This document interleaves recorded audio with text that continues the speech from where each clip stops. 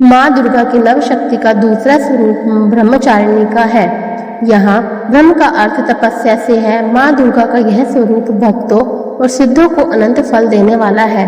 इनकी उपासना से तप, त्याग, वैराग्य, सदाचार और संयम की वृद्धि होती है।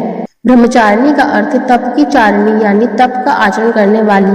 देवी का यह रूप पूर्ण ज्योतिर्मय और अत्यंत भव्य है। इस देवी के दाएं हाथ में जप की माला और बाएं हाथ में यह कमंडल धारण किए हैं। पूर्व जन्म में इस देवी ने हिमालय के घर पुत्री रूप में जन्म लिया था और नारद जी के उपदेश से भगवान शंकर को पति रूप में प्राप्त करने के लिए घोर तपस्या की थी। इस कठिन तपस्या के कारण इन्हें तपश्चारिणी अर्थात ब्रह्मचारिणी नाम से अभिहित किया गया।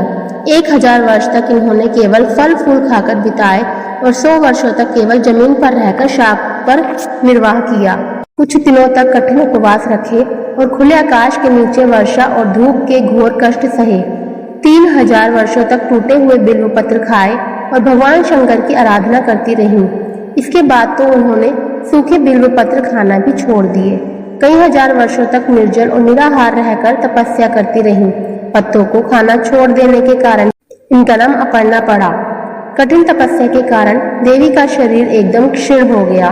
देवता, ऋषि, सिद्धगण, मुनि सभी ने ब्रह्मचारिणी की तपस्या को अभूतपूर्व पुण्य कृत्य बताया, सराहना की और कहा, हे देवी, आज तक किसी ने इस तरह की कठोर तपस्या नहीं की। यह तुम्ही से ही संभव थी। तुम्हारी मनोकामना परिपूर्ण होगी और भगवान चंद्रमौली शिव जी तुम्हें पति रूप में प्राप्त होंगे। अब तपस्या छोड़कर घर लौट जाओ।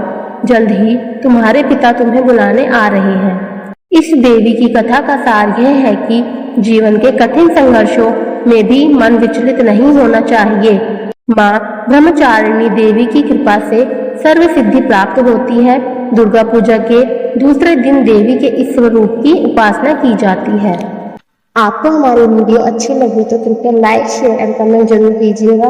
अगर आप हमारे चैनल पर नए हैं तो चैनल को सब्सक्राइब करना ना भूलें तथा बेल आइकन जरूर दबाएं। सभी को राधे राधे।